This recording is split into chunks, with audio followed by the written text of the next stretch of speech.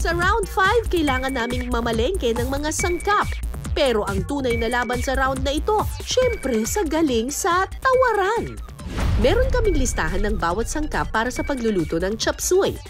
At ang budget na ibinigay sa amin, tig 400 pesos. So, ang challenge namin ngayon ay mamalengke ng mga ingredients ng chop suey. Yan. At ang unang makarating dito sa timbangan ng bayan, yun ang mananalo. Pero meron daw twist. Pero tama, may twist sa round na ito. May twist? Oo, hindi ko ganun twist. Ano yung twist na yan? Kailangan atang mag-bato-bato pick tayo. Topic tayo. So sa makatwed, kung sino sa atin ang mananalo, Sa bato-bato pick, siya ang kukuha sa swerte, syempre. at kung sino matatalo, Yun ang dito sa... malas. Okay. Bago ang challenge, kailangan munang bumunot sa dalawang mini bayong. Pinaswerte at pinamalas. Ang panalo sa bato-bato pick, sa pinaswerte bubunot. Habang ang talo naman sa pinamalas. Sino kaya ang suswertehin sa amin? Bato-bato pick! Ay, panalo ko. So, pinaswerte ako bubunot. Tapos ikaw bubunot. Bakit ba kasi kunting naisip ko? Ang naisip ko, ano eh? Kudlat? Iglat na eh. Kidlat. Okay, game. Ano to? Pinamalas. Bariya ang 400 pesos na pamimili sa palengke. Patay ka. O paano yun? So mabigat yun. Ay, advice sa'yo. Mauunang mamili ng 30 seconds nang hindi kasama sa bilang ng oras. Meron akong head start na 30 seconds. Pero parang mas okay yung barya, no? Kasi mas madali, wala nang sakrihan. Nakakainis! Parang yung, ako yung swerte. Dahil may budget na kami, oras na para sa round 5. Okay! Huwag niyong pagbentahan si Empoy, ah! Dahil ako ang nanalo, may advantage ako. Mauuna ako ng 30 seconds sa pamimili. Hindi ito kasama sa official time limit. Pengi pong pugo, 1 kilo. Ay, 1 kilo. Isang dosena po. Magkano po yun? Bawal pa ako, gano'n? At dahil pinamalas si Empoy, barya-barya ang 400 pesos na budget niya sa pamimili. Thank you! Saan yung mga gulay? Saan ang mga gulay? Saan ang gulay dito? Saan ang gulay? Saan? Saan ang mga gulay? Diretso. Ate, meron kayong cauliflower? Wala. 1/8. Wala. Dun. Ate! Cauliflower po, 1/8. 1/8? Oo. Kaya lang sobra ng 1/8. Okay lang po. Tapos po, broccoli, 1/8 din po. Tapos po isa nito, tsaka isa nito. Carrots, 1/8 din po. Sayote, 1/4 kilo. Ito na lang, te! Oh, yan. Tingnan mo, 1/4 kilo. Magkano na po lahat? Chicharo, meron kayo? Chicharo, ano lang po, 1 guhit. Repolyo. Saan nakakabili ng young corn? Young corn, 1 pack lang. Okay, magkano na lahat? So nauna siya ng 30 seconds. Hindi pwedeng gumalaw si Empoy, kaya pagkakataon na natin ito. Kaya ate, pakibilisan ang pagkukwenta. Ito na pala yung young corn! Okay na guys, let's go! Sa malamig nga. Ay, hindi. Naku. Nasaan sila? Wait lang. Bakit parang iba yung pinuntahan ko? Ate, sayote. 1/4 sayote. Carrots, 1/8. Ano yung 1/8? Bell pepper, red bell pepper. Green bell pepper. Green bell nandun sa kabila. Sa kabila, go. Broccoli, ayan. 1/8 lang. Ito yung young corn, ate. Sorry. Ate, binibilang mo to, ha? 1/8 pala eh. 0.34 eh. Okay lang yan. Ako na ba? Ako bahala dyan. Wait lang. 1 chop suey. Wait lang. Anong chop suey? Repolyo. Sinorkat mo eh. Repolyo, mag-chop suey. Repolyo. Okay.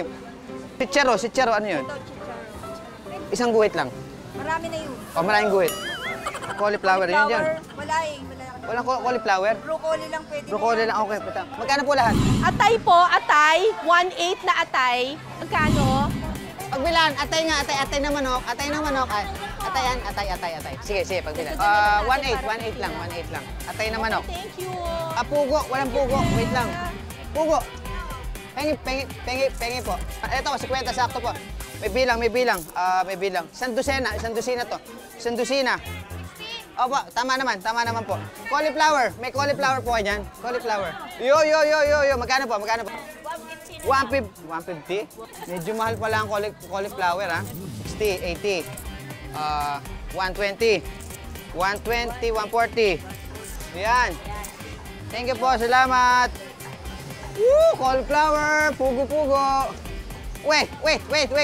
Ate, magbabayad na ako. 337. Wala pa yata 60 pesos doon dito. Ate, sa'yo na to.